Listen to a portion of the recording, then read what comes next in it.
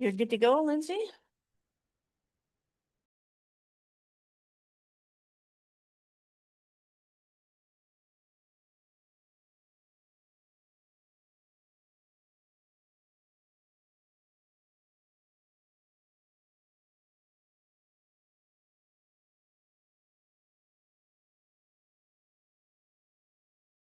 Radio. We can start and you'll figure it out. Excellent. All right, welcome everyone. I'll call to order the regular council meeting Tuesday, June 2nd, 2026 at 6 p.m.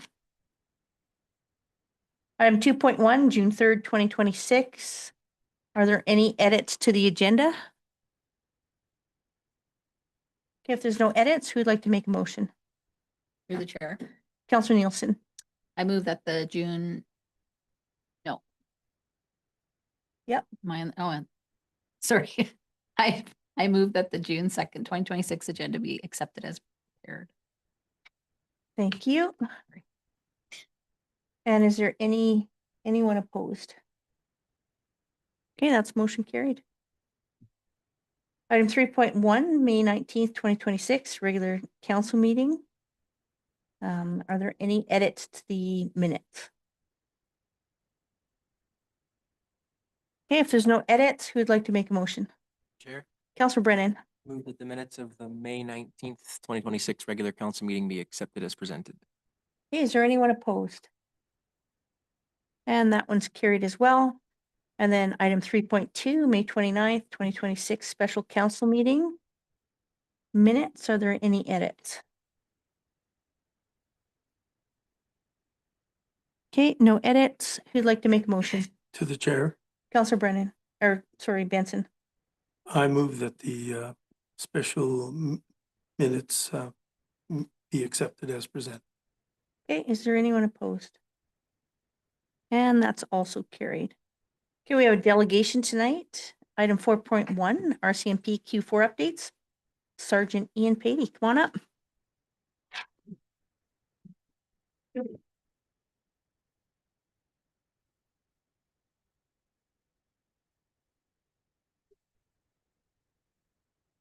Hey, thanks so much for having me back. You guys were sent out some documents with the Q4 reporting. That covered from January 1st to March 31st of 2026. One of the items that was sent out was for mayor and council, a letter. Basically, the letter kind of inform you guys about the transition to our new pistols that are being rolled out. They expect full deployment is anticipated by the summer of 2028. We've been told in the Airdrie that it's coming this fall. So hopefully, fingers crossed that we'll be getting it sooner than later. With regards to the provincial policing report, we go through the different priorities. So priority 1, rural crime reduction. Talks about Project Arrow. So we monitor subjects who have been released on conditions. We try to keep a tab on them and do regular checks to make sure they're being compliant with their release conditions. So during the reporting period for Q4, 10 subjects in the rural area were being monitored. Most were compliant. During this period, some subjects were removed and added. Altogether, there were 71 checks completed during this period, and all but 3 were compliant, and these subjects were breached in both instances for not buying their condition. So we work closely with probation on those, and we get information and support from probation to make that project work well. The crime reduction unit had been stood back up in January. They were previously deployed to front lines just to fill some vacancies. They were looking at the current crime trends, priorities involving residential and commercial property crimes, habitual and serious offenders, and retail or crime and organized crime. During this quarter, the crime reduction unit had been engaged several investigations involving prolific offenders, stolen property, and stolen vehicles, including large construction equipment, and they assisted Calgary Police and neighboring RCMP detachments in several stolen vehicle pursuits. From March 17th to 19th, they participated in a retail organized crime blitz at the Cross Iron Mills Mall. This 3-day project resulted in several subjects being arrested, numerous theft and breach condition charges, and $8,000 worth of stolen merchandise was recovered. So this project include cooperation for members of the Community Response Unit from Edmonton, loss prevention officers, the Rural Crime Watch, and the Rural Airdrie RCMP members. With regards to community engagement, as always, I have RCMP members assigned to each schools. So Constable Hall is still assigned to the schools here. And he's making regular contact and visits with the schools here in Crossfield. On February 16th, there was a media release sent out for distribution with regards to increased occurrence of paving scams. We'll talk a bit more about some of the frauds that are occurring in Crossfield and how it's being tough to combat those frauds. Seeing it in all my rural communities. So I'm hoping through the open house, actually, I got in contact with, or I got the contact name for the seniors center here. So I'm hoping to go in there and set up a presentation. The trend used to be seniors, but it doesn't seem to be quite all seniors anymore. So I was thinking on the way up here after reviewing some of the files today, I may actually send Russ some information in terms of something that you guys might be able to find useful to distribute out and on your social media accounts with regards to just trying to educate people on the different types of frauds that we're experiencing. So Yeah, any information like that you can share that we can post, I think we're happy to do so. yeah, it breaks my heart to see all these frauds and people losing money. Yeah. We work hard for our money, and just to see it going down the drain. Yeah. Yeah. Yeah, for sure. Priority 3, road safety. So in this quarter, there was 175 traffic enforcement activities. That includes tickets and warnings. Members of Airdrie Bicycle Integrated Road Detachment conducted 20 impaired driving related investigations, with 9 of those resulting in impaired sanctions and suspensions. And the provincial traffic unit also operates in this area, and they conducted 5 impaired related driving investigations, with 4 of those resulting in impaired sanctions or suspensions. There was several events that Constable Hall attended. We had several meetings with Russ and Kinza. And then with regards to staffing, there's 16 established positions. 14 officers are currently working with no one on special leave. There was 1 hard vacancy with staffing action ongoing. 1 position is waiting the new member to transfer in that's been completed. And 1 member is on graduate return to work. He's still on graduate return to work, but we're hoping he's going to be back here really soon. And with support staff, there was 4 established positions with 2 full-time positions filled, 1 position graduated return to work at halftime, with the 4th position awaiting a lead at security clearance that also has been taken care of. And she's currently being trained up. So I think staffing wise, we're looking pretty good. With regards to some of the more what I like to say meaningful, I know, give you an overview. I know you sent out the crime stats for January to March. I did a review of the calls from January 1st to March 31st today, and I'd like to report the following. During that time, there's 138 calls for service. These resulted in numerous different criminal codes, so I'll quickly go through some of this. There were 4 assaults. So in January, there was call for a domestic. The female did not wish to have charges laid. In January, there was assault at school between 13-year-old boys. The complainant did not wish to have charges laid. It was dealt with actually with the school. In February, there was domestic assault where charges were laid. In addition to this, there was assault ×2 plus uttering threats. In February, there was another assault, kind of between roommates, friends. Com did not wish to have charges laid. The subject was lodged until sober and later released without charge. We had, unfortunately, 5 break and enter into businesses. In January, ATB Bank had some masked males dressed all in black enter the bank at 0400 hours. Nothing was taken. They attempted to get into the ATM room, which was unsuccessful.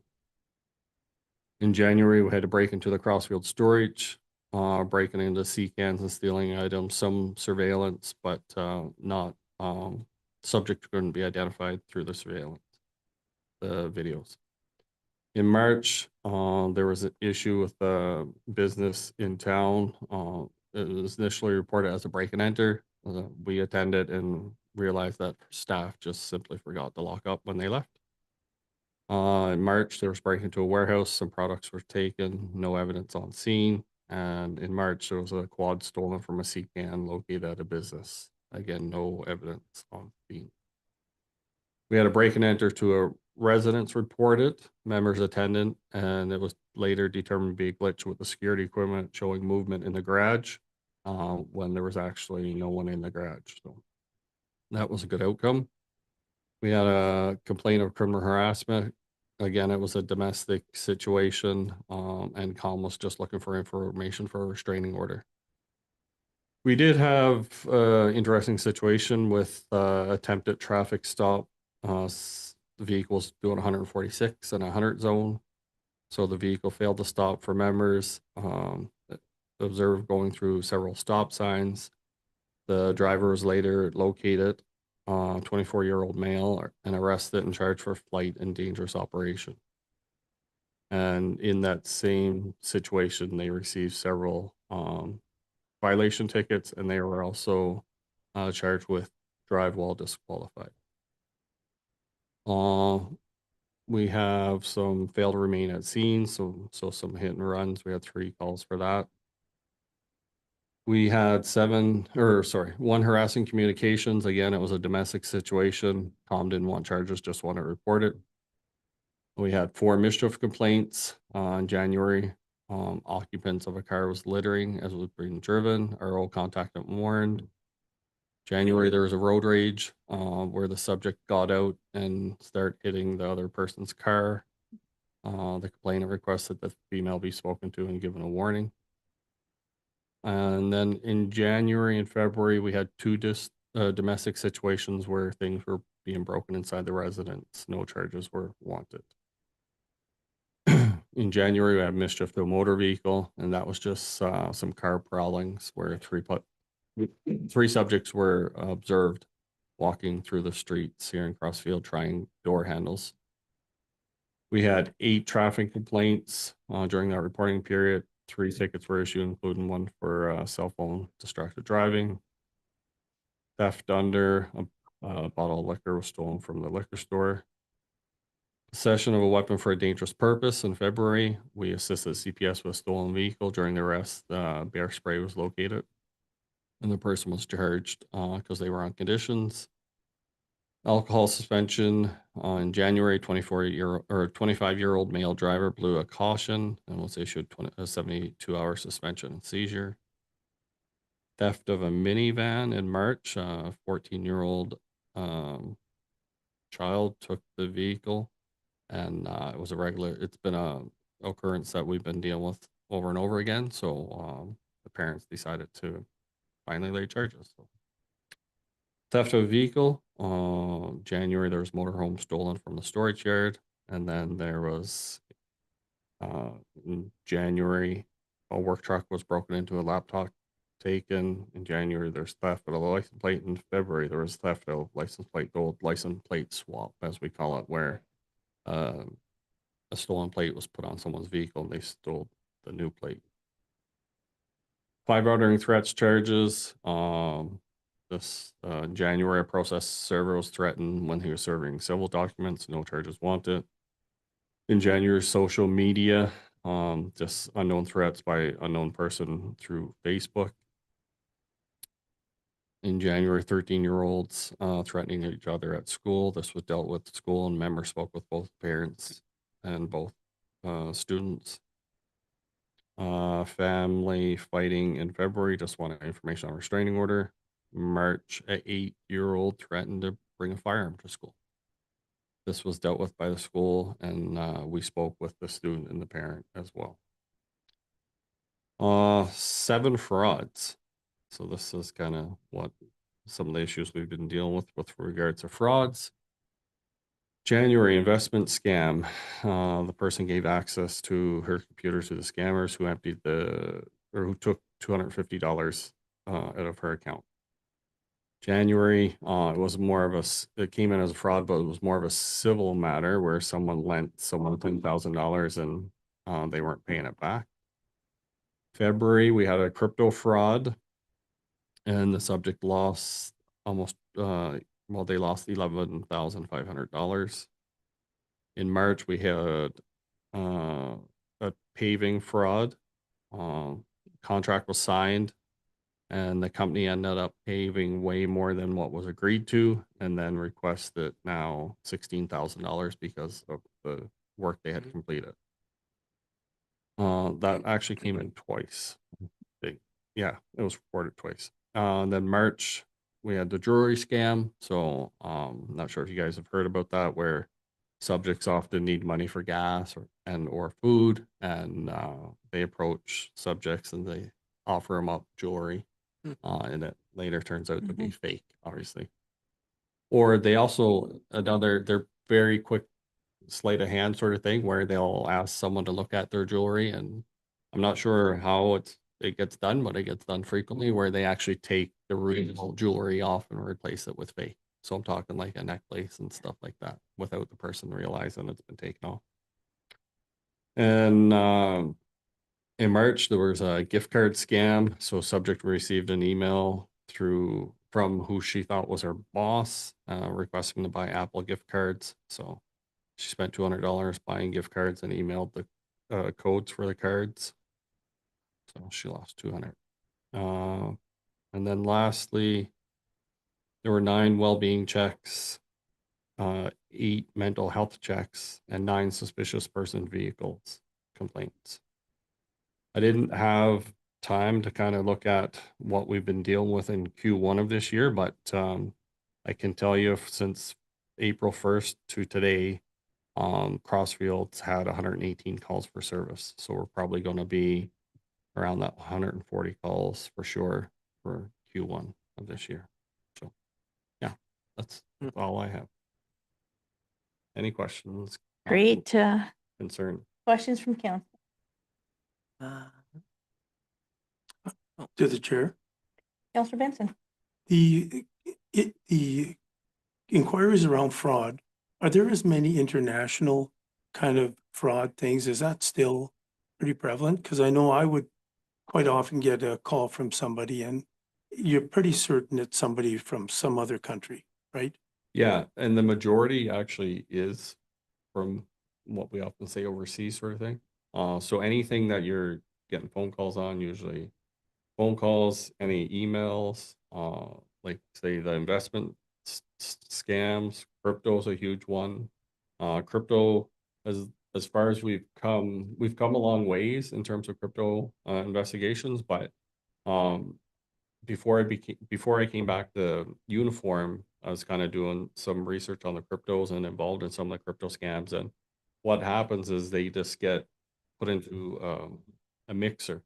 So the money goes in, but there's money going in from 100 different places. It gets put in this mixer and then it's being sent out. And there's no way to trace where the money's going. That's the issue they have with the crypto. Because it was just, if it's simply going bank account to bank account, bank account, we can have some success. Obviously, when it goes overseas, it kind of ends for us instead of our hands out of our control. But yeah, we're still seeing a lot of international stuff, which poses a lot of problems for us. Even if the subject was identified, if they're overseas, how do you charge them, like hold them accountable sort of thing? Yeah. Interesting, because I had a situation where a person called and said they were from the RCMP. Mhm. And they used a name like Dan Black, but he had sounded to me like he had an East Indian accent. Yeah. And so anyways, they asked me to, for a certain amount of money because of a bunch of outstanding warrants, and I was surely going to be picked up soon. And I actually said, well, why don't we just meet at the police department, right? Mm. And we'll just kind of sort it out there. Of course, there is no such person. Yeah. Yeah. Well, and one that I have, like, you guys didn't experience this month, but it's become relevant again in a lot of communities around southern Alberta. Is something similar where they call, it's called the grandparent scam, where they call and say, hey, your grandson, granddaughter has been arrested and they need money for bail. And then usually, unfortunately, the person says, oh, Johnny, and they're like, yeah, it's Johnny. That happened And, to my grandparents. Yeah. Yeah. And we're gonna send someone. We're gonna make this a lot easier. The lawyer's gonna have a courier come to your house, pick up the $5,000, and then it'll be taken care of. There's been a couple incidents where they've called back and requested more money, where we've kind of set up in the area hoping that the person would return. We haven't unfortunately been lucky, because usually they either get suspicious or they just take the money that they got on the first go around. So Hmm. it's unfortunate. Like a lot of these frauds, like I said, it's just targeting good people, unfortunately. And people are trying to do the right thing or be nice or be kind, and they get taken advantage of. Any further questions? Through the chair. Counselor Brennan? The monitoring project Arrow, Yeah. the 10 subjects, has that gone up since last time? I think so. Yeah, so like depending now, and like I know I just requested to add a subject today in Arcana. Hmm. In Crossfield, there was only one during this reporting period.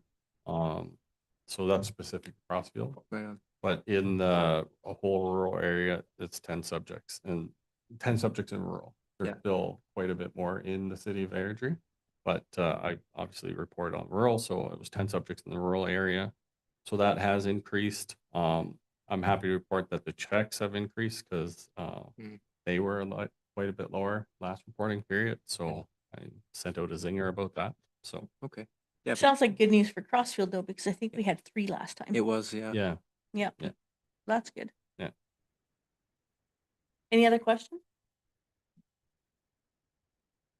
Okay, great. Well, thanks for coming. Always appreciate the updates.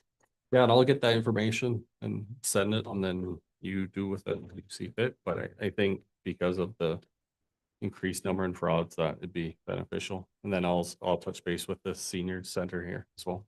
Yeah, great. That sounds good. Okay, thanks so much. Have a good night. Yeah, you too. Okay. And who would like to make a motion? Through the chair, Counselor Kosh, go ahead. I move that council accept the RCMP Q4 update for information. Is there anyone opposed?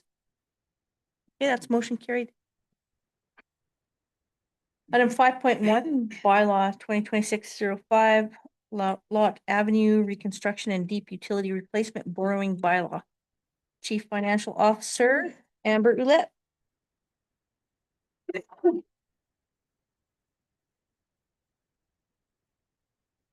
Okay, good evening, Mayor and Council. The purpose of this report is to seek Council's approval for second and third readings of the borrowing bylaw authorizing up to 1.85 million in debt financing for the lot of reconstruction project and related infrastructure improvements. So as Council is aware, this project includes reconstruction of Lot Avenue surface infrastructure, replacing and upsizing water and sanitary utilities, and some drainage improvements over at the bulk water station. So these upgrades address critical infrastructure and are consistent with the town's asset management and capital planning objectives. Construction is planned to begin mid-June. So council previously approved this project through the 2026 capital budget, and also gave first reading to the borrowing bylaw back on April 7th, allowing administration to proceed with the required public notification and petition process. So ads were placed in the Rocky View Weekly on April 28th and May 5th. Today's decision relates to the final approval of the borrowing bylaw and financing mechanism necessary to fully fund the capital project. So the borrowing is authorized, the bylaw authorizes borrowing up to $1.85 million This borrowing remains a responsible and commonly used financing tool for long-term municipal infrastructure projects. It allows the town to complete the work in a timely fashion, spreads the cost over the useful life, and avoids significant immediate impacts to tax and utility rates. The public notification and petition process. So following the first reading, the borrowing bylaw was advertised in accordance with the MGA. The legislated petition period has now closed, and there were no petitions or objections received during the petition period. So as a result, the bylaw may proceed for final consideration from council. The proposed borrowing remains well within the debt and debt servicing limits established under the MGA. The debt is considered manageable in the town's long-term financial plan, and the future debt servicing costs can be accommodated through future operating budgets. So our current debt right now is 6.57 million. With this new debt, it will take us to 8.42 million, which is just under 50% of our existing debt limit. So there are some risks, of course. We want to always consider that before we proceed. So while borrowing does create a long-term financial obligation, we do believe that the risks of delaying and deferring the project outweigh those the risks of borrowing. So some of those risks of delaying the project include infrastructure failure, increased maintenance and replacement costs, service disruptions, and potential reduced asset reliability. So in closing, administration recommends that council give second and third readings to 2026-05, the Lott Avenue Reconstruction Project borrowing bylaw and the associated infrastructure improvements. So I'm happy to answer any questions. Great, thanks, Amber. Any questions for Amber? Amber, I just have one. It's related to this, and just wondering, have we received word on the provincial grants yet? We have not received word on provincial grants, so that late April turned into late May, turned into early June so far, and we haven't heard. Yeah, and is that grant from the Minister of Transportation? I believe they both. So we have a STIP grant. I'm going to actually let Director Altina take over this conversation since Okay, sure. he's a little bit more familiar with the grants. Thanks, Amber. To the mayor, we applied for 2 grants through Alberta Transportation. We applied for the Strategic Transportation Initiative Program grant for the replacement of Bridge File 75095, which is the bridge size culvert on Western Drive near the golf course. Then we also applied for the Alberta Municipal Water and Wastewater Program grant for our lagoon polishing system as well, also through Alberta Transportation. They're usually the main funders of those types of grants related to infrastructure with the province. And neither grant have we heard back on. We were told an April response date, and now as CFO Ouellette has indicated, we've moved into maybe a June response date. Okay, So we are awaiting response, and we'll let council know as soon as we hear positive or negative on either of those grants. sounds good unless council decides to call Minister Dreesen. Unless. Dun, dun, All dun. right. Thank you. That was my only question. Just curious about the grants. Through the chair, thankfully, this project isn't impacted by either of those That's right. grants, yeah. so it will be fully funded. Perfect. Any questions? Any further questions? Through the chair. Councilor Brennan? I just had one little quick one. I don't think it really matters, but I was just curious. It says not exceeding 5% for the interest rate. Like, what is the interest rate right now? I don't know if it's said in here or not, but Well, it fluctuates. It fluctuates through the chair to Councillor Brennan. My apologies. It does fluctuate almost daily, really, just like the interest rate of the Oh. day do. But it's anywhere from probably low 4s to up to 4.55%. So it's actually a fairly. well, they're really touching that limit. It's a fairly what's the word I'm looking for? It's not a great environment to be borrowing money. Unfortunately, with the interest rates the way they are, but Yeah. sometimes you don't have that choice. Fair enough.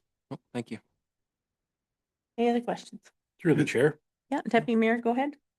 Just on the costing there, like we got the provincial grants, the offsite levies and then our borrowing.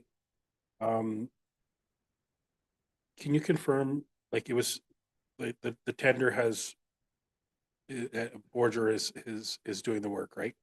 And what was the total cost that, I thought it was three something, it was under 4 million is what it was been tendered out to. I'll just, through the chair, I'll pass that one off to Director Altina. Thanks, Amber. Through the chair, Councilor Gustafson, the cost was just, we signed the contract with Borger, they're the contractor. The cost was just over $3.9 million. I think it was 3.938 million, 3.48 million off the top of my head. Okay. So just over $3.9 million. Which is different than what we have here, the total. So our total cost, so if, I guess we're saving, if there's a savings there, we just, that include, does that include that 3.9, that includes anything else? Right, through the chair to Councilor Gustafson, so there's a contingency built into the project. Yeah, okay. And so council approved a budget of around $4.5 million last fall. Yep. And so I believe that's likely where the borrowing bylaw adds up to. However, that does include contingency for the project. It is a large project. We may encounter, different things as we do construction. So there is some room there so that we can proceed with construction if we do encounter, unsuitable soils or infrastructure that we don't expect below ground. So. And if we find that we are under what we need to for the borrowing, do we change the amount we borrow then? Through the chair, and so we'll have to determine that before. So the bylaw, so what this bylaw does is it establishes maximums. So the maximum rate is 5%. The maximum amount we're borrowing is up to 1.85. We do, in order, prior to borrowing the money, we have to determine how much we're asking for. So it's hard to wait till the end of the project to ask for the money because we'll need that to pay the progress payments as they come through. And so I think Director Altina and I will have to sit down and talk about how certain, like what probability we are for, reaching that max budget or something in there, but we want to ensure that we are funded to the full amount of the budget if that's what we need. And that's fair enough, and I appreciate that. I just, we're asking for a maximum of amount, and always, we want to hold our contractor to, the contract, right? And, I'm not sure what kind of overruns that is built into the contract, some unforeseen things that the contractor can't, they're bidding on it, right? And we kind of want to hold them to it, right? Yeah, through the chair to Councilor Gustafson, we certainly have contract administration support from our town engineer, who in this case is All North. But, if things, we discover things that aren't within the scope of the project or things that need to be adjusted underground, sometimes that can be, decided to be outside the scope of the original contract, and then we have to be fair to the contractor as well and compensate them as such. So there's a contingency built in there. While the contractor price is a little over $3.9 million, there's also engineering fees associated with this project, somewhere in the order of $110,000 associated with this project as well. So that needs to be added onto that too for the total project cost as well. So the total project's more, around just over $4 million mark, and that leaves us with, about 10%, 11% kind of a contingency room there as well. So okay, yeah, as CFO had indicated, as the project gets underway and progressing, we start to talk about confidence levels with the final, with the final budget. But I don't think we're asking, looking for a significant amount more than what the project would monthly cost, and certainly we have those controls in place to manage the contract appropriately. For sure, perfect. Thank you. I just don't want to turn into like a Main Street where we're having to, you know what I mean, right, Amber? Okay. I think we're good. We have different staff and Yes. different people leading the projects that I have full confidence in. Me too. Okay, any other questions? Great, thanks, Amber. Who would like to make a motion? To the chair. Councillor Benson. I move that the bylaw 2026-05, Lot Avenue reconstruction and deep utility replacement borrowing bylaw be given second reading. Is there anyone opposed? That's motion carried. And who would like to make third and final reading? Through the chair, Counselor Nielsen, go ahead. I move that bylaw 2026-05 Lot Avenue reconstruction and deep utility replacement borrowing bylaw be given third and final reading. Is there anyone opposed? Okay, that's also motion carried. Thank you. Item 5.2, bylaw 2026-06, emergency management bylaw. Russ Nash, Director of Community and Protective Services. Do you got a cool video for us? Unfortunately, no. My apologies for that. Thank you, Mayor Harris. Good evening, Council. Russ Nash, Director of Community and Protective Services, to present this report to you. So bylaw 2026-06, Emergency Management Bylaw, provides guidelines for the town's emergency management framework as required by the Emergency Management Act and the Local Authority Emergency Management Regulation, including establishing the Emergency Advisory Committee, the Emergency Management Agency, the position of the Director of Emergency Management, the position of Deputy Directors of Emergency Management, as well as the procedures for declaring, renewing, and terminating a state of local emergency. Administration is bringing this updated bylaw forward for Council's consideration to ensure it remains current with legislation. In addition, the current bylaw, being 2019-05 Municipal Emergency Management Bylaw, references a regional municipal emergency management agency with Rocky View County. In 2019, the town entered into an agreement with Rocky View County to support each other during emergency situations when needed and available.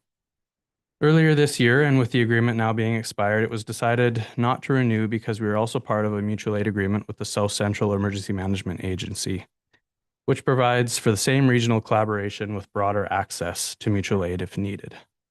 That being said, the town and Rocky View County will continue working together on training, exercises, and emergency support as needed. Some notable changes to the updated emergency management bylaw include adding reference to the Local Authority Emergency Management Regulation, ensuring wording and clauses are consistent with legislation. As the Emergency Advisory Committee is intended to be a governance and oversight body and not the operational response team, the committee was reduced to include council, the CAO, the Director of Emergency Management, and the Deputy Directors of Emergency Management.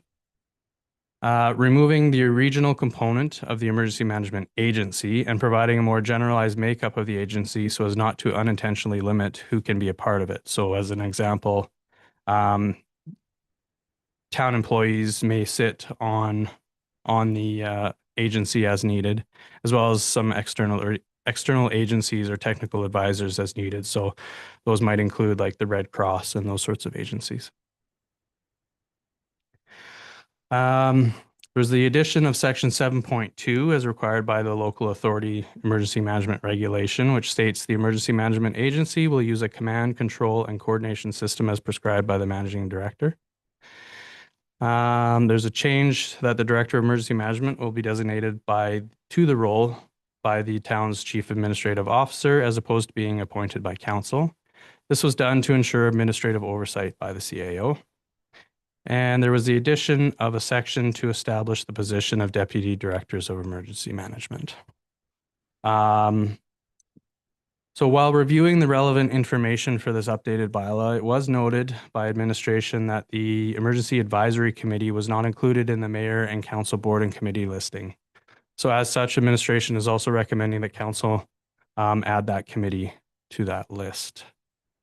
So with that, administration is asking Council to consider all three readings of bylaw 2026-06, Emergency Management Bylaw tonight, as well as requesting Council to consider a motion adding the Emergency Advisory Committee to the Mayor and Council Board and Committee listing.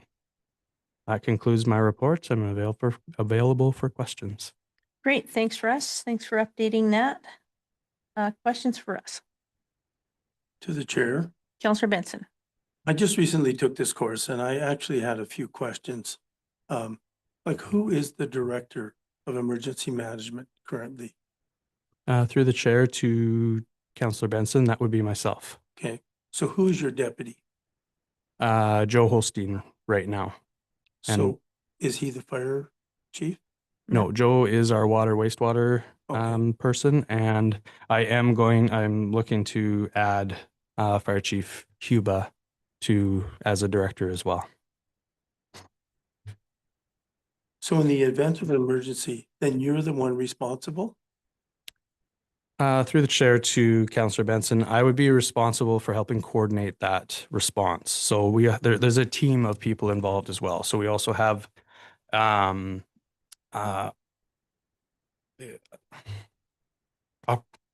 operations section chief, sorry. We have operations section chief, planning section chief. So there's 4 different section chiefs that would be responsible. And then below them, you've got other positions that fall within their supervision. So the DEM is responsible to coordinate that response with the assistance from the team. So we follow, in Alberta, they call it the Alberta Incident Management System, but it follows what's called ICS, which is the Incident Command System. So So those are all current employees of the town correct, in various capacities. correct. And do we have a structure for this? Yes, yes, we do. And do we, I think it would be helpful to share that, just so that we know who those folks are Certainly, I can To share it with provide- who? with us. Oh, yeah, council. Through the chair to Mm. Councillor Benson, I can certainly share those positions with you. And one of the reasons, if I can, I guess, elaborate a little bit too, one of the reasons why we were in a partnership with Rocky View County, as well as we joined the larger South Central Emergency Management Agency, is because we are a small operation and organization. So if we have something that affects the town that's going to last multiple operational periods or days, we can draw on some of that mutual aid to help us, and they can come in and backfill positions as we need to get rest or whatever the case may be. So, but yes, certainly I can provide you a list of those people who are in those positions. Okay, thank you. Okay, any further questions? Okay, no other questions or comments? Then who would like to make a motion? To the chair, Counselor Knighton, I move that bylaw 2026-06, being the emergency management bylaw, be given first reading. is there anyone opposed? Okay, that's motion carried. And who'd like to make the next motion? Through the chair, Counselor Nielsen, I move that bylaw 2026-06, being the emergency management bylaw, be given second reading. is there anyone opposed? Okay, that's motion carried. And who would like to make the third and final reading? Through the chair, Counselor Brennan, I move that bylaw 2026-06, being the emergency management bylaw, be brought forward for third and final reading with unanimous consent. okay, is there anyone opposed? And that is motion carried. And the final motion, To the chair, Counselor Benson, I move that the Emergency Advisory Committee be added to the mayor and the council board and committee listing. okay, is there anyone opposed? No, Oh, wait.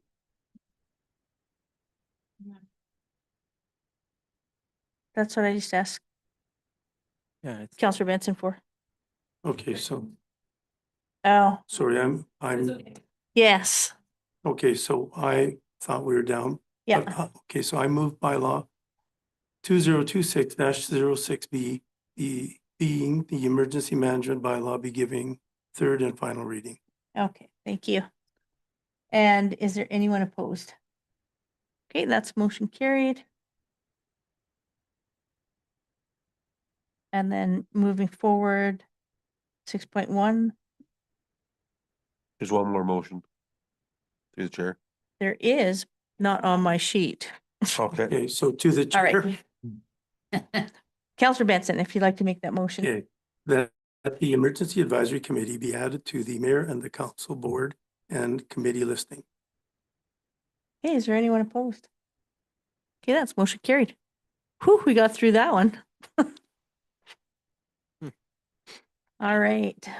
Item 6.1, procurement policy C 301-25, administrative admins.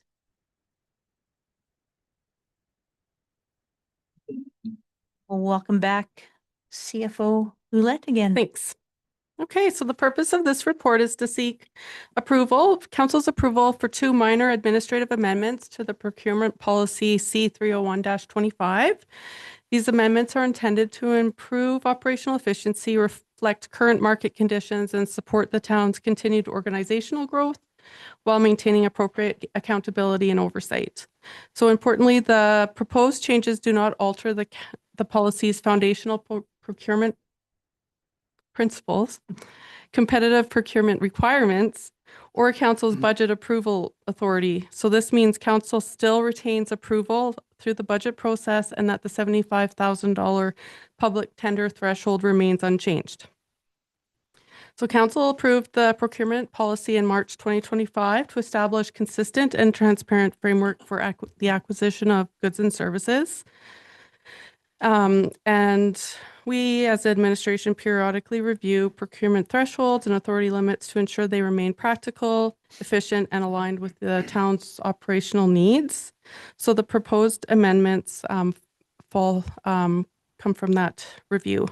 So the first amendment relates to section 4.2, which establishes the procurement requirements based on dollar value. So currently purchases up to $19,999 may be made through direct purchase, while purchases between $20,000 up to $74,999 require an informal competitive process with a minimum of 3 quotes. Administration is recommending that the direct purchase threshold be increased from $19,999 to $29,999, with the informal competitive process range adjusted accordingly to $30,000 up to $74,999. So as previously mentioned, the formal competitive procurement threshold of $75,000 and above would remain unchanged, and that's in alignment with the Northwest Trade Partnership Agreement. So, the amendment is intended to improve administrative efficiency, reduce the time and resources required for routine procurements, allow administration to respond more quickly to operational needs, and better reflect current market pricing and inflationary pressures. So this amendment does not alter the requirement for appropriate financial controls or purchasing authority limits.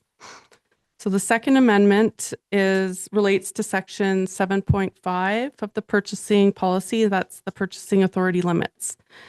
Currently, the department managers are grouped with the directors and CFO approval category. As the organization has grown, administration has identified the need for a more clearly defined purchasing authority structure. The proposed amendment would establish department managers as a separate approval tier with authority to approve individual procurements up to $50,000. Director and CFO approval limits would remain unchanged at $200,000, and all purchases would continue to be subject to approved budgets and existing financial controls.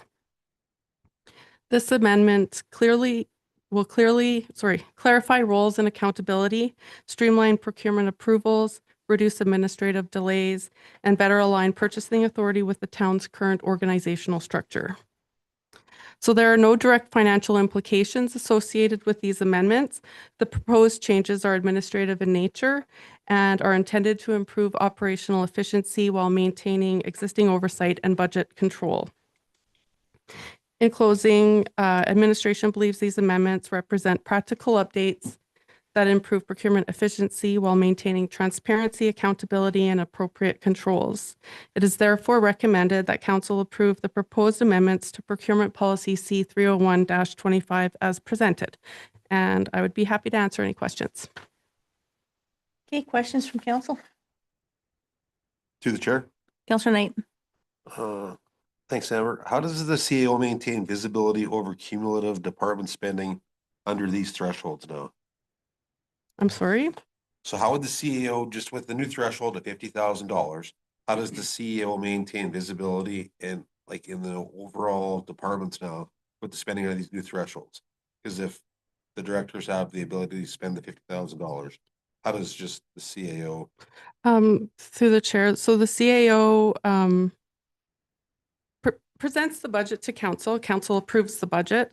And the CAO delegates her authority down through these tiers to people to approve. So the CAO doesn't see each payment or transaction as they go through, although she does review a lot of the accounts, the payments that actually are released by the town.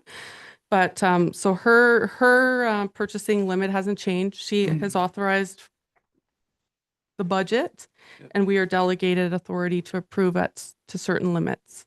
Okay. So yeah, the only thing that's changed is we've created a new tier called department manager to kind of differentiate between the director level and the manager level. Last question.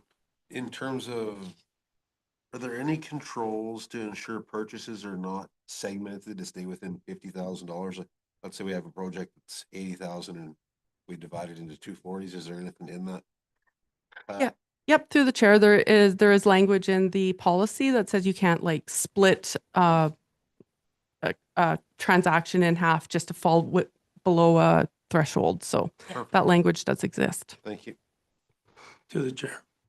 Counselor Benson? So I have a number of questions because I kind of was involved in this a lot myself. So I'd just like some points of clarification. So who is the department level? Department manager level? Who would that be? So the way through the chair to Councillor Benson, the way our organizational structure is designed. Currently, we have 2 department managers. Lindsay Nash is the department manager for legislative and administrative services, and Guy Kuiper is the manager for public works. So those are the 2 positions that would fall under this tier. So they can approve up to, so this is specifically budgeted. This really applies to the budgeted. This is an unbudgeted thing, correct? Through the chair to Councillor Benson, unbudgeted expenditures are not approved. So it has to be within our existing budget. So I think That- this, sorry, sorry. Amber, like, I think this is more about the procurement process, not really the budget. The budget's approved. And then Yeah. this is a secondary to the budget where we go through a procurement process. And that's what we're talking about here. Yes. So this could apply to either budgeted or unbudgeted, No. correct? Only budgeted. Only They budget. administration is not allowed to spend money that has not been approved by council. Okay. Okay, so. Sorry. So I have a question around what happens if we have a budgeted item and say it's, $30,000 for $29,000. And then we get into the thing and all of a sudden it goes to 60 or 70 or 80,000. Yeah. So what is the process for that? Through the chair, I guess, so it depends on the type of what it is you're talking about specifically, because if it's typically that would be more of a contract for maybe a construction that we would expect large price overruns. Typically, you would know if you're purchasing a good or service what it is before you sign off or, cut the PO or whatever. But I suppose if the price did increase, then we would need to maybe circle back and look at what that procurement procedure was, or have additional authority to approve the expenditure. If I can, I'm going to help Okay, out a sure. little bit and then we'll go to acting CAO. I think that if an item comes in over what has been budgeted for, administration may have to come back to council to get approval for more budget. And I think that might address your question. Okay. Yep. Because I had a situation where something was budgeted for 70,000 and it came back at 370. So that was just, Yeah. Yeah. And we'll go to acting CEO. Thanks. Alcina. Thanks, Mayor Harris. Yeah, through the chair to Councillor Benson.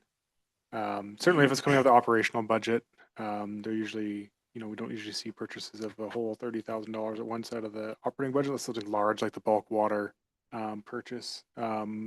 which can fluctuate up and down depending on, leakages in town, usage in town. So that certainly fluctuates, between $95,000 and $120,000 each month. So we certainly see a lot of fluctuation with that purchase there. But certainly for a capital item, the mayor is correct. If we're going to see a significant change to the project budget, we would come back to council.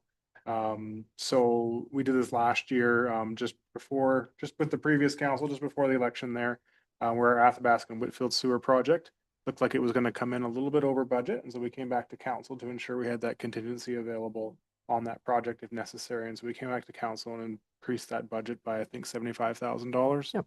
From $650,000 to $725,000, just in anticipation of what the contract costs might come in at. So certainly we return to the council for a number of these items, should they be exceeding the budget. Thank you. Yeah. Through the chair, if I can just follow up on that, we will be daylighting the budget policy with council here before summer recess. That's the plan. So we'll see some of that policy, some of the relating to this conversation. You'll see that in that policy also.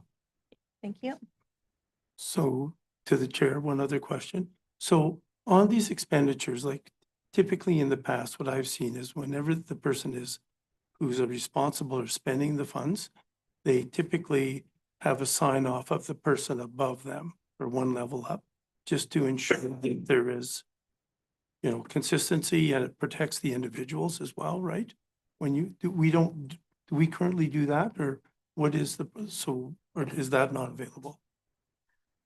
So through the chair, so the way that it's designed is certain people have authority up to $10,000. So the supervisors, and that, so if supervisors, foreman, and fire chief, so no other employees of the town have signing authority. So any invoice below that $10,000 would be approved by a supervisor. So they've been delegated that authority to approve $10,000. Anything above that would just follow up the tiers according to what the payment or the transaction amount is. So also typically, like if it was a personal expenditure, like a employee reimbursement or something, then yes, those are always approved by your next line supervisor, as long as they have the authority up to the limit. Also, credit card transactions each month are approved by the individual signing authority over that credit card. So those type of expenditures are always, signed off by another individual Okay. responsible for the budget.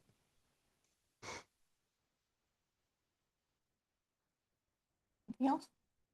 I've got still lots of questions, but I think that's okay for now. Think about it, Yeah. then we'll give everybody else a chance and we can roll back to you. Any other questions from council?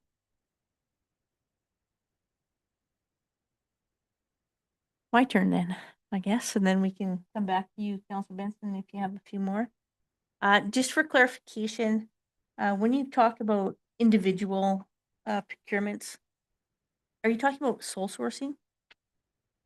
So that's what, through the chair, that's what the direct purchasing is.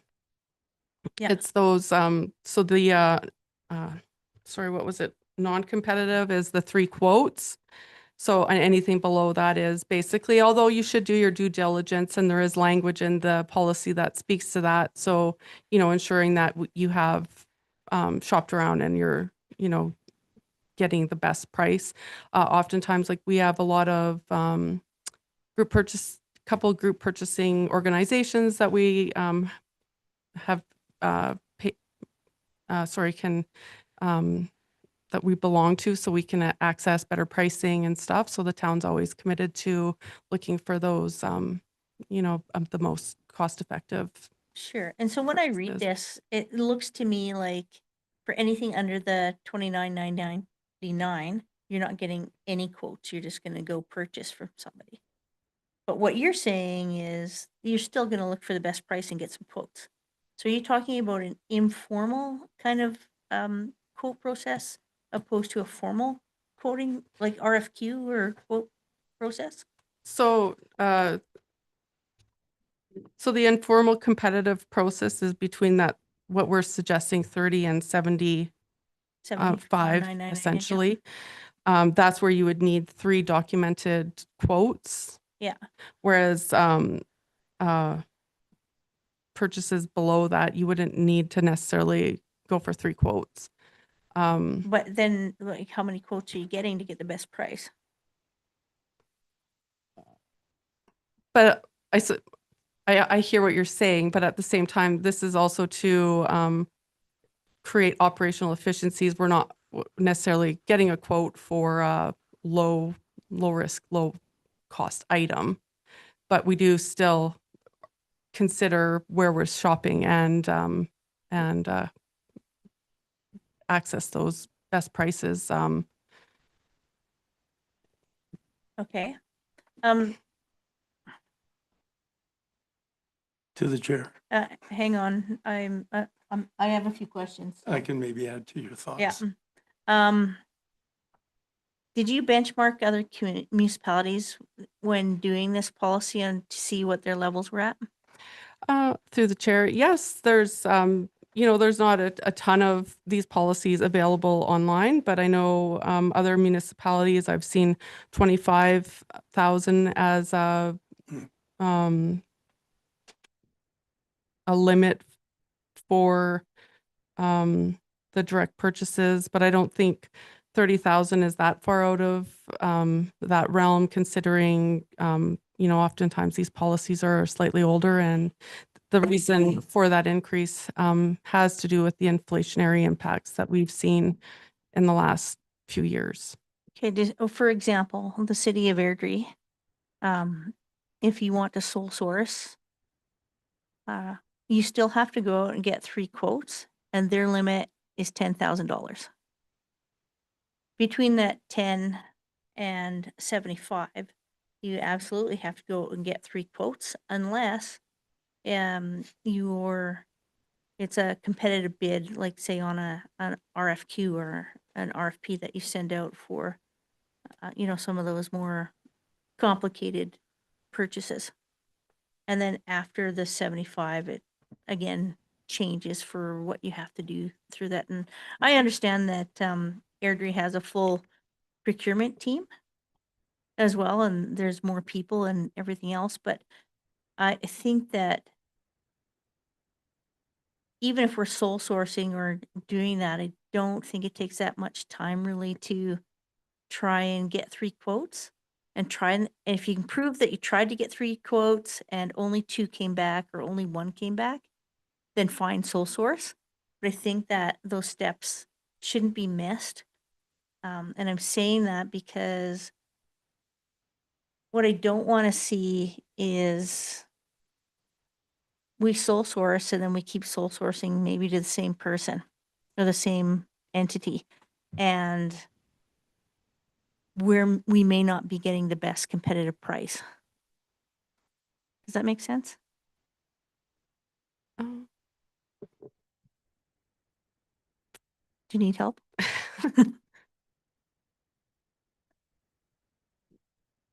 I think through the chair, I do hear what you're saying. I think that 10,000, a limit of 10,000 can create an additional administrative burden, and it would slow things down in as far as being able to I don't know what I'm trying to say here, but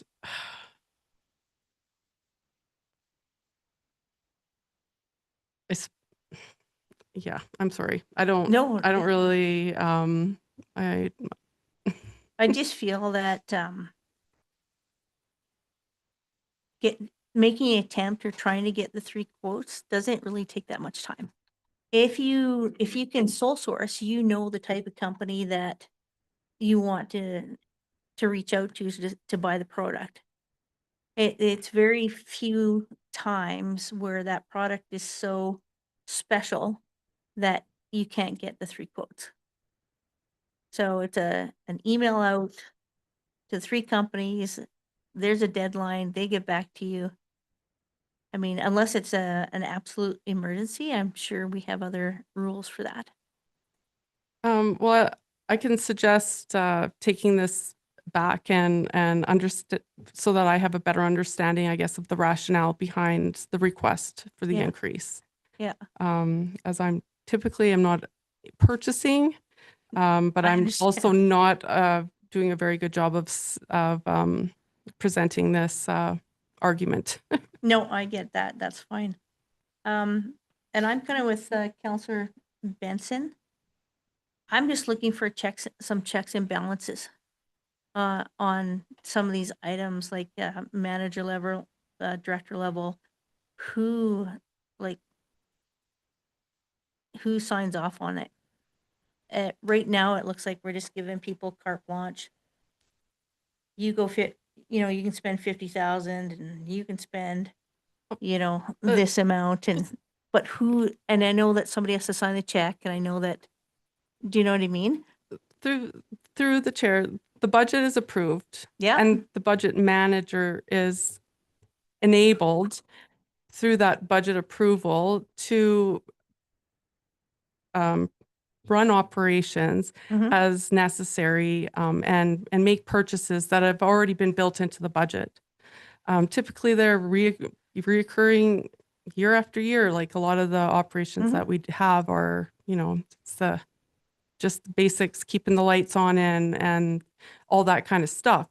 But so we do have to delegate that authority. It can't all just be bottlenecked, approving buying a nut or a bolt at the director level. Oh, I don't think we're going into that detail. I'm just saying on those large purchases, like say it's at the $40,000 mark or the 50,000 mark. Like who's double checking that? Again, I would have to say that it's as the budget, the manager that's managing that budget that was approved, they're empowered to run their department and make those purchases with it. And at the end of the day, if there was something, then it would be I'm sure there's communication very regularly with the directors and the managers. So I don't think anything would be happening that would be any purchases taking place that would be off So offline. without like a procurement team, we under the MGA, we have to abide by the procurement processes and stuff under MGA when we go up for those larger things. But what procedures and checks and balances do we have internally to make sure that everyone's being consistent? We have, through the chair, we have financial audits. Theoretically, each piece of paper that has a financial transaction on it can be reviewed. So yeah, I don't mean to interrupt you, but it's more about the procurement procedure than it is about the audits and everything else. So how are we making sure that everybody who is procuring something at the town is doing it in the same way and following the same procedures? Well, okay. Through the chair. Oops. Well, hang on, we got to let her answer the question first. To the mayor, we have the procurement policy, right? And most staff that are involved in procurement, they have this stapled to their wall, right? And so they are to operate within the procurement policy within the town. We have our checks and balances internally as well. I know my teams, they don't spend much more than a few $1,000s without talking to myself first about it.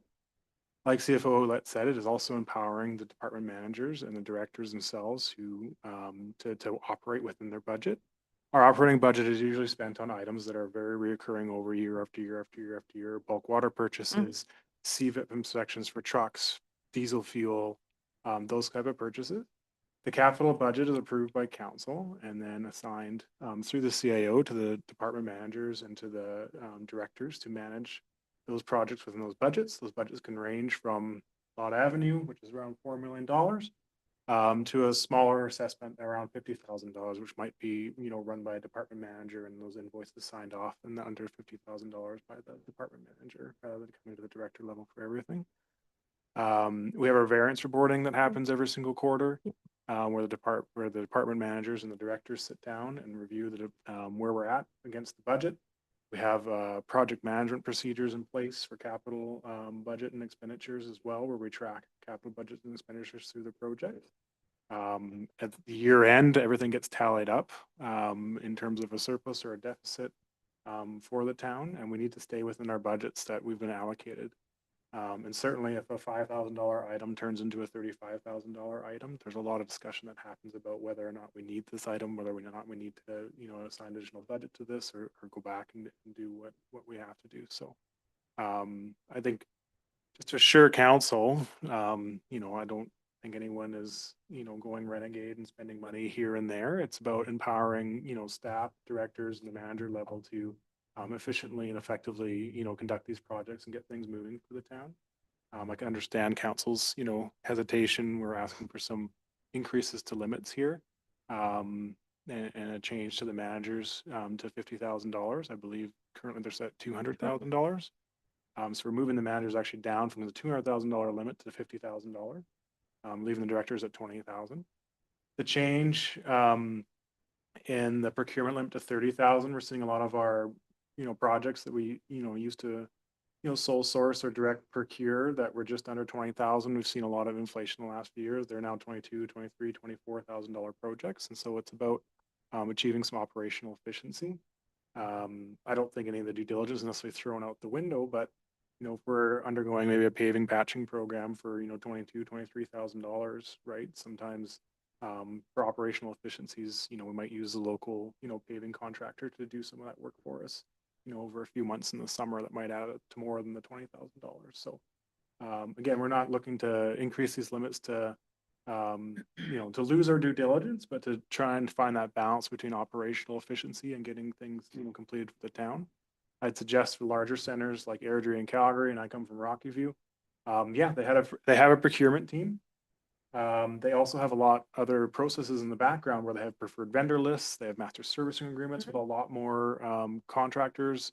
And so they may have a smaller limit, $10,000 or $20,000 for direct procurement, but they also have a list of 20 contractors that are on their preferred vendor list where they can spend up to $75,000 with those contractors, right? Before the new West Trade partnership kicked in. So there's also a lot of other pieces, I think, going on in the background behind those large municipalities. We have a fairly small staff. We don't have those more complex pieces behind our procurement process. We don't have a procurement team. We do not have a preferred vendor list right now. But I think, we could take this back and like CFO Ouellette said, understand our rationale and the implications a little bit further and bring this back to council at a later date if that's what council would so desire. Okay, thank you for that. So I think that our wires are getting a little crossed here. I'm not asking about the limits or the money. I'm asking about the internal procedures where everyone's consistent. Do we have those? Through the chair, I would have to say that our internal control system is quite strong. Do you not controls over the money? Our procurement rules and our procurement procedures? Is everybody working under the same consistent procedure guidelines for procurement is what I'm asking. Yes, to the mayor, yes, everyone follows this policy that CFO Ouellette has in front. Well, a policy is one thing and procedures are another. Do we have internal consistent procedures? Through the chair, we do have a procedure manual that was developed at the same time that the policy was, so that so that is available. It was socialized, shared with all of administration. So I'd have to say that anyone with budget authority would be following that procedure manual. Okay, good. Because I think it's just important that when we go through procurement processes that it's consistent, because we never want to get caught.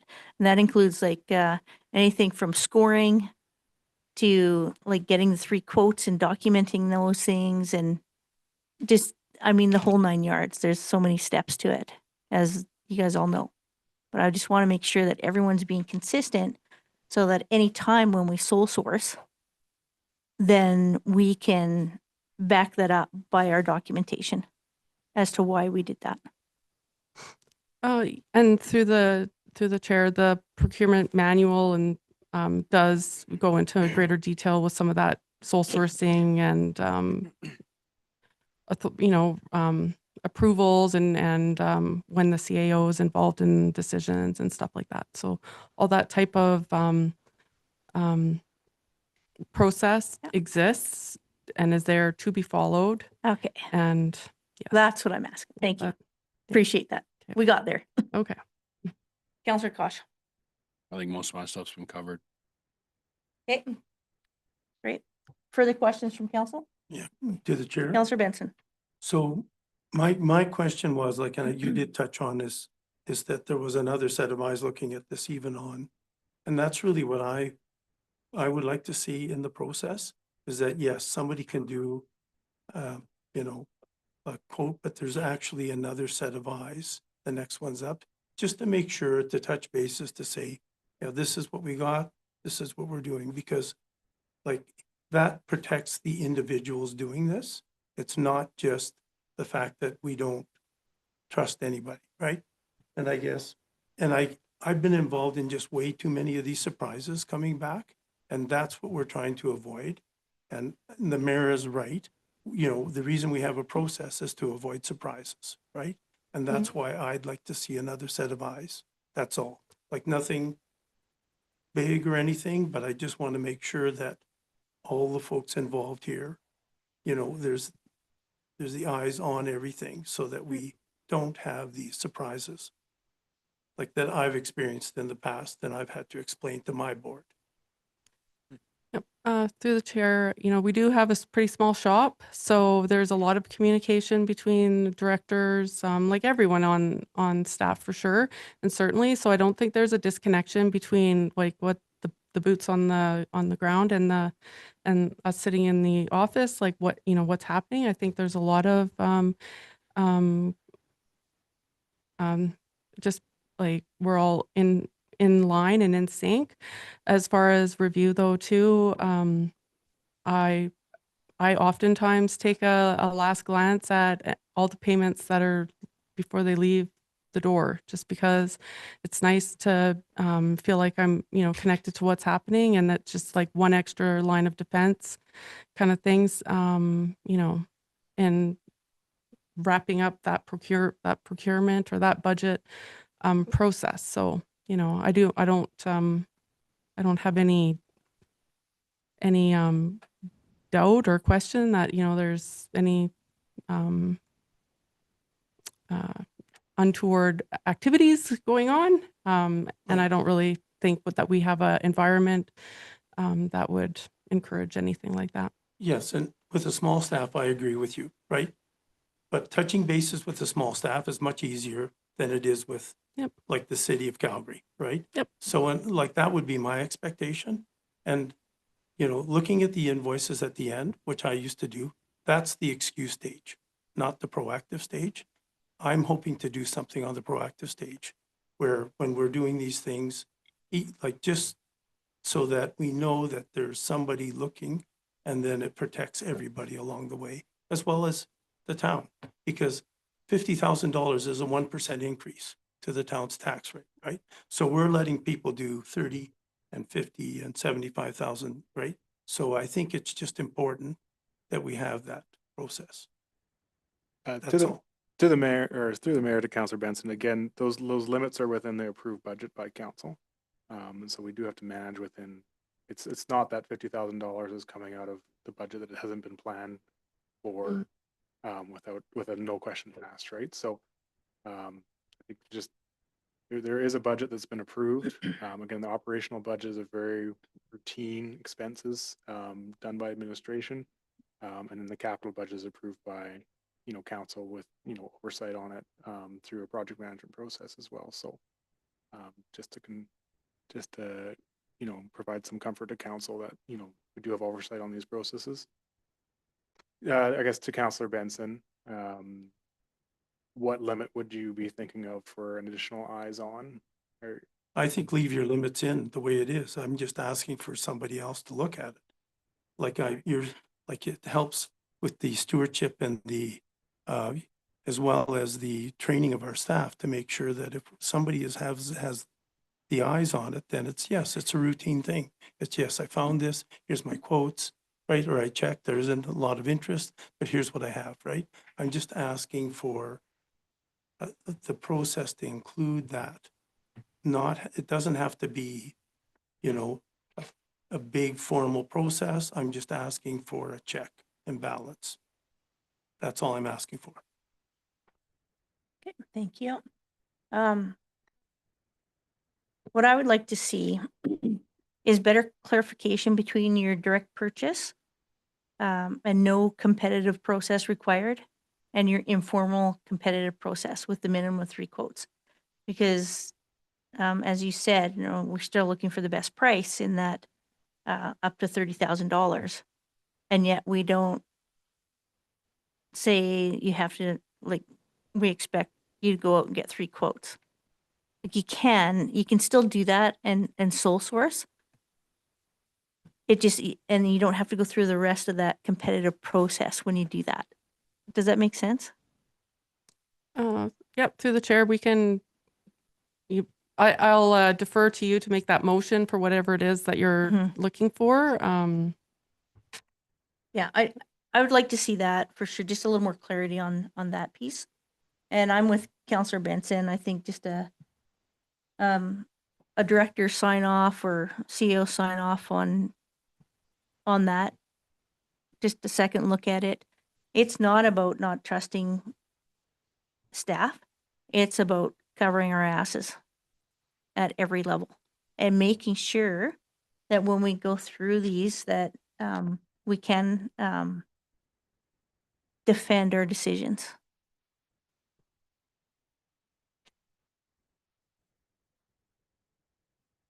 Okay, how does council feel? Do we want to defer this to the next council meeting so they can come back with some changes and some other information that we've kind of chatted about? Is Sure. council comfortable with that? Okay. Amber, do you need any more clarity on what we're looking for? Through the chair, I think I would like more clarity. Okay. Is that what that was? All right. yeah, to the mayor, I think if council wants to provide direction to administration to return with this, there needs to be a specific motion with direction Yeah. provided from council to administration. Yeah, for sure. Okay, so one of the things that I would like to see is that change, just clarity in the wording between the direct purchase and the informal competitive process to make it really clear. Are we still, what kind of process are we doing in that direct purchase? Is there nothing? We're just going out to sole source? Or are we actually looking for best prices? Is that what we're doing? And then secondly, Councilor Benson, correct me if I'm wrong, but we're looking for just a sign off, like a double second set of eyes on Correct. the process before hitting the button to say, go do it. Something quick and easy, nothing Formal. that puts a cog in the wheel. Okay.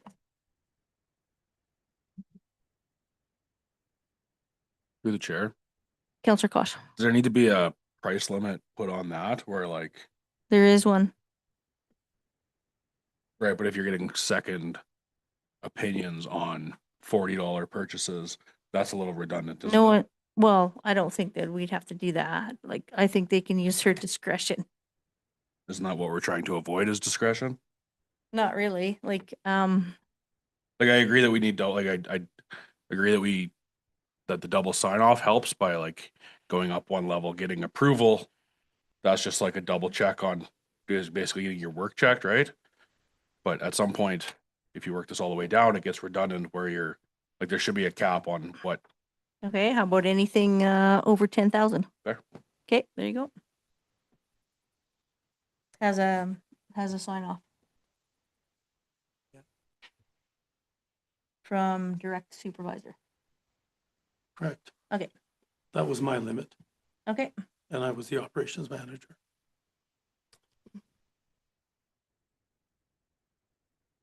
Okay, Lindsay, have you captured that? You need a couple minutes? Okay, we'll do that. To the mayor, does council want to recess for 5 minutes while we work on the motion? Yeah, we can do that. Let's get a motion from council to go into a 5-minute recess. I'll move for a 5-minute recess. Counselor Benson, anyone opposed? Okay, great, thanks. Hmm.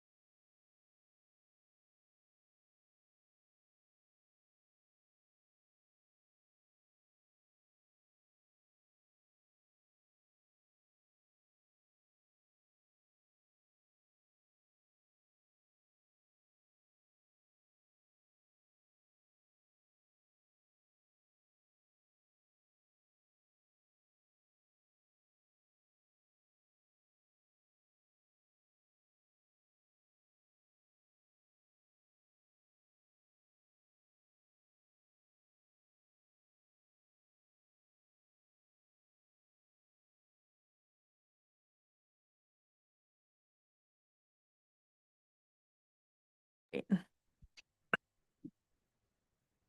Thank you.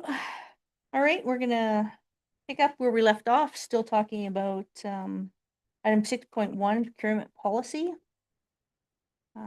Council, I think, has some discussion prior to making a motion, and we're gonna go over to Councillor Nielsen. I don't mind the new numbers, the higher numbers. The discussion from Counselor Benson, I think, is a good idea to have two signatures. But why cap it at 10,000, the signature? Why can't we have the cap of the two signatures from the new, from 19, where it was, to 19 to 29 is the new, the two signatures. That's what I was thinking. Okay. Anyone else? Through the chair. Deputy Mayor. My question is to Amber is how often do we come across, where we have to have these informal bids taking place throughout the year? Was it 10 times, 20 times, 50 times? Probably more. Through the chair, I'd say procurement from $0 to $10,000. There's a very high number of those. Although there's probably not a very, I'm sorry, what did I say, $10,000?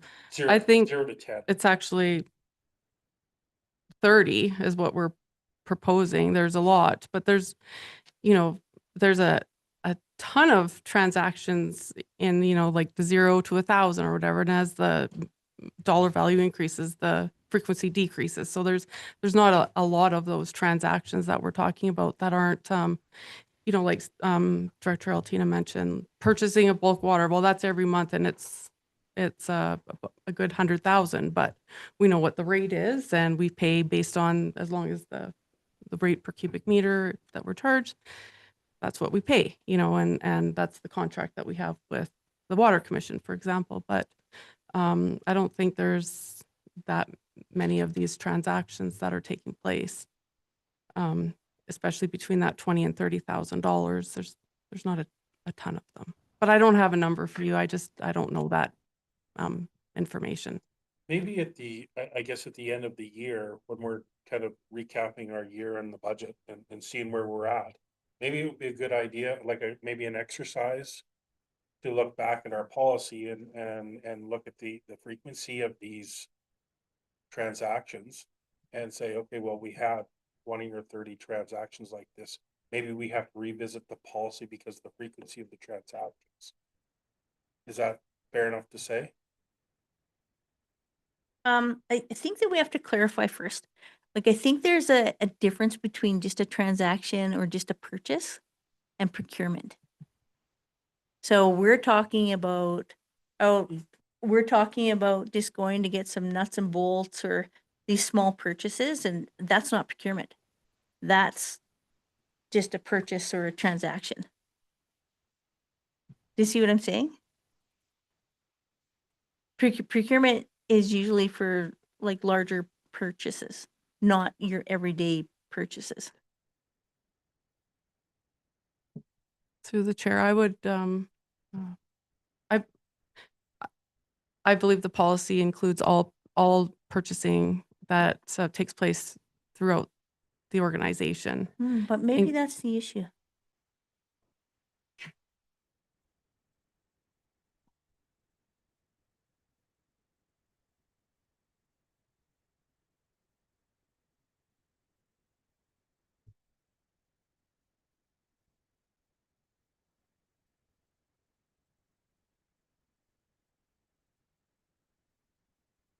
Because I don't have to go through procurement process if I want to go and purchase something from Staples.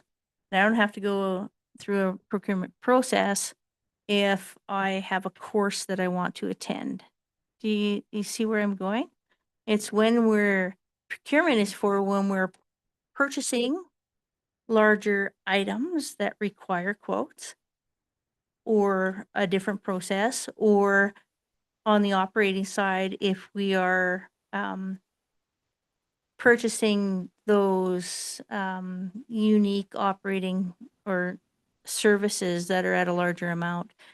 It's not like your pens and pencils and nuts and bolts and smaller things. To the mayor, the procurement policy, I think, covers, as CFO that said, every purchase from $0 up to our Right. our maximum. Yeah. And so, you know, a purchase of a pencil is still a procurement in a very, very small amount. So it's kind of anything that falls in that direct purchase range is what you're referring to. It's still considered a purchase, whereas there's purchase of a service or a good or a material that occurs within that small range, you know, between the $0 and $20,000. Yeah, I understand that, but this is a procurement policy, not just a purchasing policy. And maybe I'm getting too far into the weeds, but I see a big difference between just buying those everyday things and purchasing these other things. Through the chair. But it's still, we're still talking in the budget that's already been approved though, right? Like these aren't things that are out of the budget. Well, they're not, but there's different, like, for procurement, there's different procedures than just purchasing smaller items. But I think you are messing semantics. Not really, So but have you done procurement? No. yeah, to the mayor, I guess, you know, whether it's a purchasing or procurement policy, this policy right now guides the town's purchase of everything that we do throughout the year, from the smallest pencil to the largest wastewater project, from $0 to $4 to $5 to $6 million, is guided through this policy. And to Councillor Nielsen's point, you know, pencils are in the budget because we have an administrative supplies Well, of budget, course they are, right? but- That we manage, that is tracked. Even pencils are tracked, right? We know if we're spending too much on pencils per year, if we start to push that administrative supplies budget, right? We know we need corrections for the next year, or need to tighten our control practices, right? So, so whether small or large, you know, everything runs through this policy, and everything runs through our, you know, our variance reporting and our approved budget cycle. I think that's part of the issue, though, that we're getting into. Like, what does a true procurement policy look like opposed to managing budget or purchasing policy?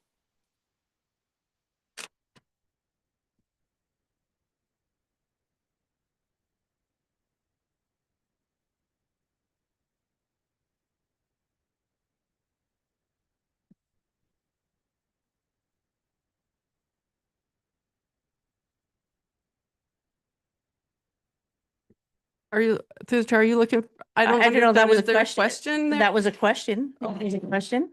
All I can suggest is that the scope of our current policy includes procurement and purchasing activities by town employees when directly or indirectly involved in the acquisition of goods, services, construction, professional services, and consulting services for use by the town. So it's all encompassing.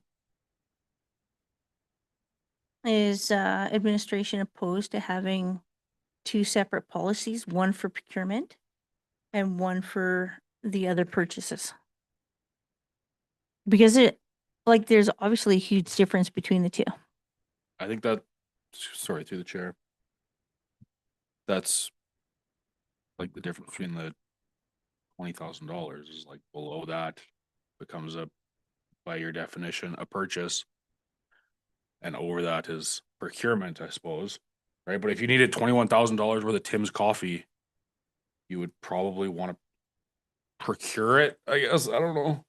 Get quotes on pencils.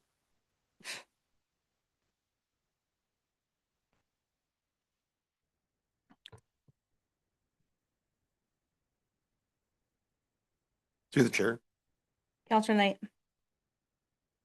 just a quick little Google here would tell me that a procurement policy would require council approval and all the rest of that stuff. And then there would be a day-to-day purchasing procedures, internal admin, which would not be Right, approved by council, which would just be in the day-to-day budget of that. that's stuff. right.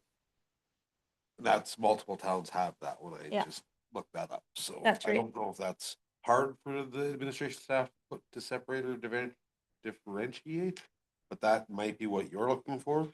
Yeah.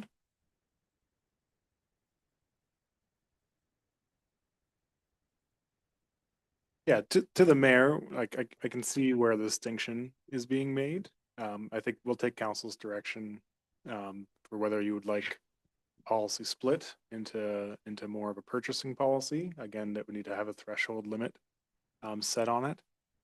And then a procurement policy, which, you know, deals with more of a competitive procurement nature. Right now, our policy is encompassing of both. With, you know, under $20,000, $19,999 considered, you know, purchases for all intents, as per Councillor Kosh's comments, Mm-hmm. and over that being a competitive, whether formal or semi-informal, competitive process. Okay. But again, I'll just, you know, all the budgets are approved by council, operating and We get it. capital. So even our pencil purchases are ultimately through a council approved operating budget.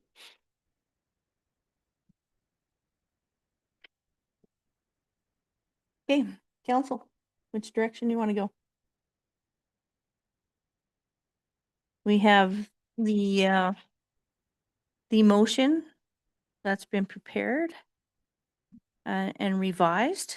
We can go that direction, or we can request two different policies. One for just purchasing and one for procurement.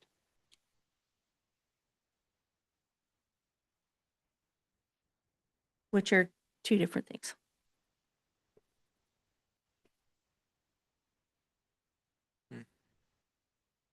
Through the chair. Deputy Mayor, Well, you can actually add that as well. You know, you can split them up and also have, and add that, the amendment to the policy to include the second sign off as well. Is that? and the second sign off will That's- be in there, yeah. So separate the, you know, come back to a council with the separation of procurement and purchasing Mhm. into two separate policies, and then add the amendment to the policy, the procurement policy as a second sign off to the next administration level for purchases above 10,000. Sorry, Above the, over 10,000. above the 19,999. Is what they're proposing. With a second sign off, but Yeah. then there's Yeah. the direct purchase threshold remain at the 19,000, under 20,000. Right. Yeah. Okay. And what does council think? I need to get that through the chair. I need to see that written so I could sort through that in my head, to be honest. Of just what I said? Yeah. Lindsay, are you able to regurgitate that to what just came out of my mouth? You know what I said. You know what I mean, right?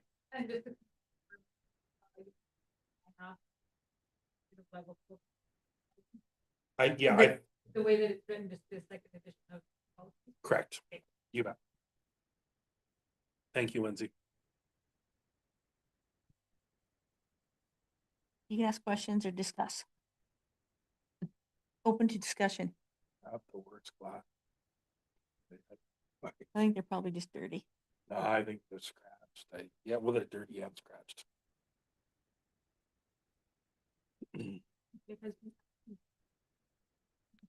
Director Nash. Thank you, Mayor Harris. I just maybe wanted to throw out one other option for council to consider as far as splitting the purchasing versus procurement. Could administration look at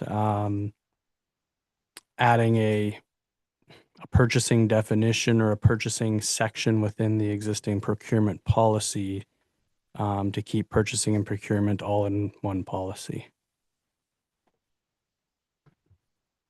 To help differentiate between the two.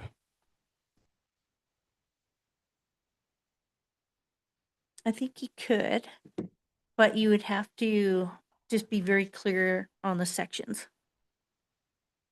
Mm. But at this point, I'm just kind of wondering, like, if we just simply ask administration to come back with some changes to the policy to include those things, and then council can decide then. We don't decide the amounts or anything tonight, but you guys put in your amounts, separate into just purchasing and procurement in the policy, bring it back to council, and then we decide then. How does council feel about that? I think it's a better way to go because then it gives staff some time to think about it and put it to paper and bring it back to us. To the chair. I would agree with that. I think let's just refer this back to administration Mhm. and give them some time to look at this. Because I think we've had lots of discussion about this Yeah. tonight. Yeah. And I think it's time to kind of move on. Yeah, leave it in their hands and come back with some of the things that we've requested, and then we'll revisit. Yeah. All right. Just as Lindsay was finishing, that motion, now she's gonna do a different motion, so.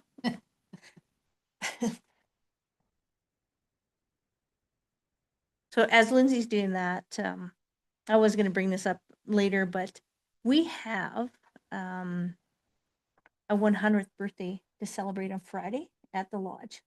If council is interested, Hmm. it is at 2 p.m. if you want to come. Lindsay's made a nice certificate. It's Nada Bowen. She turns 100.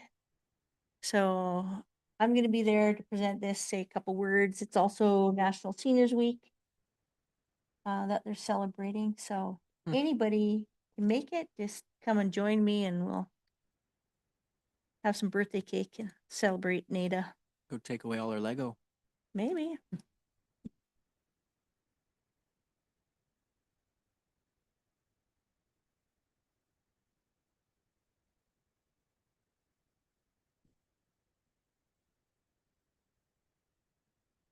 I'll commit to being there, Oh, great. Thank you. seeing as I'm their representative. Yeah. Mayor, what time you would think? 2 p.m. Friday.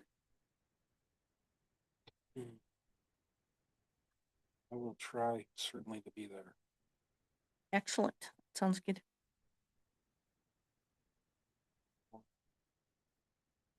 Anyway, it's been good discussion and good points brought up by council. So thank you everyone for that.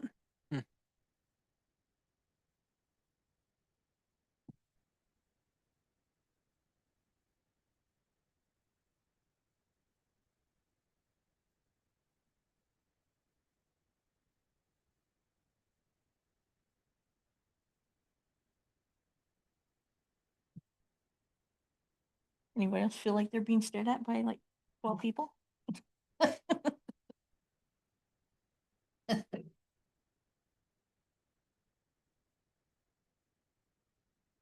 Look at that. See that? Done. Level is old. I was just, I opened it up and there's like, you see what's, All the new emails? yeah. Yeah, isn't it crazy? Where are they coming? I don't know. Advertisements of people he knows and stuff. Isn't Yeah, that funny? Yeah, but why is even that the email address active? I don't know. That's a question for our friends at Reality Bites. Oh, for Kinza, she will get after that. Yeah. But yeah, I was looking at that the other day and I'm like, Like there's Alberta heck? Council, Yeah. Council. right? I thought, okay, I'll just. Yeah. 10,000. I was surprised that it was still there. Okay, great. Thank you. You're hoping it's the last one? Me too. All right. Okay, can everybody see the motion?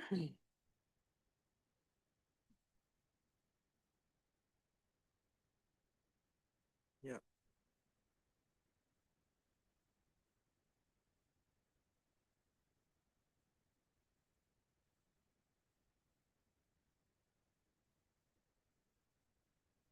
And it's still under the procurement policy?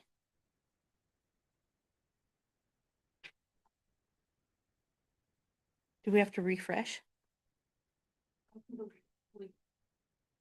Okay, Through the chair, yeah, can I make it just a try at this one? And then see what Lindsay thinks about it? Cause I think I've got a pretty good basics of what we're looking for. And I think we're overcomplicating it with some numbers and all the rest of stuff and policies. well, all we want is to direct administration to bring back. Yeah. Uh, Let's, yeah, let me just try this, okay? okay, Through the chair. give it a whirl. I move that council direct administration to review the existing procurement policy and return with options to strengthen alignment between procurement policy, day-to-day purchasing procedures, and reporting to council to ensure continued transparency, accountability, and operational efficiency. Is that too much? No, I don't. We're just asking, for them to come back. Policy based on a sign off and breaking apart the, kind of general everyday purchases and the procurement purchases. Right? Mm-hmm. Yes.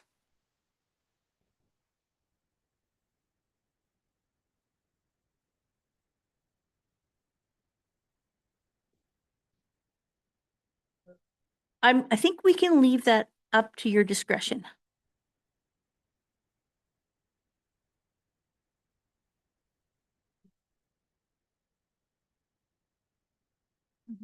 Yes.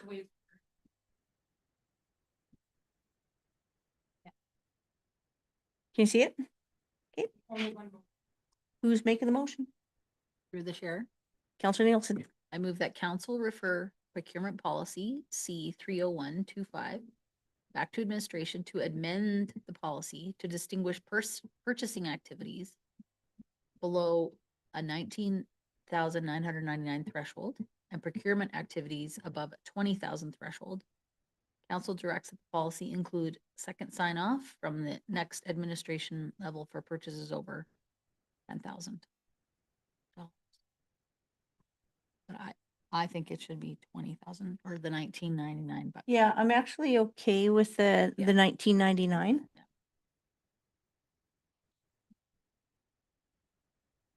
with the new number that you're Right, proposing. with the new number. How do you feel?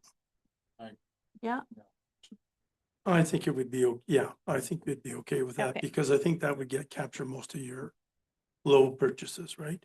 And So- then still people would be informally looking under that. can we just amend that motion, a friendly amendment? Yeah. I think, yeah, that's. Friendly amendment. To the 20,000 or 19,999. Okay. Did you get that, Lindsay? Sorry, to the mayor, I apologize, Councilor Nielsen. I think you should read the motion again. That's fair. Yeah, just so it's clear. And Remove the and then once the motion's on the table, then there needs to be debate on the motion if as council desires. I move that council refer procurement policy C 30125 back to administration to amend the policy to distinguish purchasing activities below a 19,999 threshold and procurement activities above a 20,000 threshold. Council directs that the policy include a second sign off from the next administrative level for purchases over $19,999.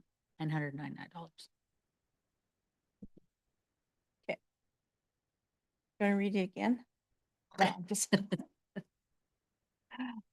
All right. Council all good with that? Okay. No further discussion? All right. Is anyone opposed? Okay, that's motion carried. Thank you, everyone.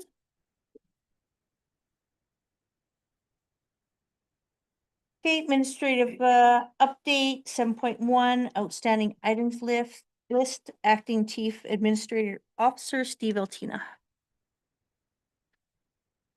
Thank you, Mayor Harris. A few items to knock off the outstanding items list today. We're looking for council to remove item 085, which is the Lot Avenue reconstruction and deep utility replacement boring bylaw as presented by CFO Ouellette tonight. So that has been completed, received 3 readings of that bylaw. We're also looking for removal of item 082, which is RCMP Community Priorities Plan. That has also been completed through our online survey through April and May, and then the open house that was held recently and the comments provided at the open house. Great, any comments or questions? Okay, who'd like to make a motion? To the chair, Counselor Knight, I move that item 082 RCMP Community Priorities and item 085 bylaw 2026-05 Lout Avenue Reconstruction and Deep Utility Replacement Borrowing Bylaw be removed from the outstanding items list. okay, is there anyone opposed? Okay, motion carried. Okay, item 8, counselor's business. Our Mid-sized Towns Mayor's Caucus has requested a meeting with Mr. Williams for July 8th to present our funding model to him. So we're hoping that he accepts that. As discussed a little earlier, Nada Bowen is turning 100, so happy birthday to Nada. And hopefully the rest of council can join on June 5th at 2 p.m. at the lodge. We've had a lot of questions and comments about the flooding on Limit. So if anybody has questions about that, that is a provincial roadway. Feel free to call Minister Dreeshen at his office and ask him to fix the road. And we did just have a question, Steve, about who does the street sweeping on Limit? To the mayor, that'll be the province. So their Right. area contractor is Volker Steven. Okay. Excellent, thank you. I continue to have my CEO meetings weekly on Thursdays. I attended the RCMP Community Policing Open House. I thought it was well attended. And it sounds like we have quite a few submissions online for that, so that's helpful. And then I spoke at Grad, and that was also a great event. And congratulations to Councillor Knight's daughter for graduating. Deputy Mayor. Thank you, Mayor. I attended the 4-H on parade in Calgary Sunday there in a couple of capacities. But also spoke, it was very well attended, very rainy, but very well attended at Calgary Stampede. A lot of our local 4-H club members did very well on Sunday. I spoke with many residents that live on Harrison and further down south of drainage issue at the intersection of Harrison. And we're working on it. Please be patient. It was getting a little deep for the kids trying to cross the road. Yeah. So, yeah, gotta fix that. Attended the special council meeting to express our support for Grand Prairie resolution. Oh, yeah. That's it for me. Thank you. Pretty fun. Councillor Benson. Thank you. I attended the Rocky View Foundation board meeting and they did a really good job on the presentation as well as their highlights. I am their financial person, so I reported to the board on their operations, which I found they're actually going along pretty well right now. They've got a pretty good statement. I also attended the RCMP open house and talked to Lauren Weir for quite a while. Actually, she explained the difference between why the police RCMP are in the rural areas and the larger municipalities all have their own policing. And particularly we had a good discussion around Quebec and Ontario and how that all functions. So it was, yeah, I found it really informative. In addition to that, I attended the special council meeting last Friday, and that about wraps it up. Great, thank you. Counselor Kosh? I attended the Tax Tuesday that was held here at the community hall. One couple showed up and discussed taxes with us. And that was great. I also attended the community policing plan open house, which was well attended and was great, as well as the special council meeting on Friday. That's all. Great, Counselor Knight? I attended the special council meeting Friday, as well as having weekly calls with CAO John at the Water Commission. Sounds like the region's roughly got 3 to 5 inches in our overall areas, so the water levels are up coming out to the dam right now, which is good. Just means there's a little bit more wood and other things that are floating through the water right now, but there's no flood concerns or worries like that. But the water level did get risen, so there'll be a bit of more product placed back into the water till it gets back to its normal motion. So you'll see that spring runoff condition for the next 2 weeks. And we got a water meeting next Wednesday. So that's all I got. Great, thank you. Counselor Nielsen? Not yet. Oh, sorry, Counselor Bennett. Not Brennan. that special. Why do I always skip you? I don't know. I'm starting to You feel a little lonely mean, you over mean here. way more to me than that. Sorry. Perfect. I also attended Tax Tuesday, the evening session that they held here. I was not fortunate enough to catch the couple that was here. I sure arrived a little bit after.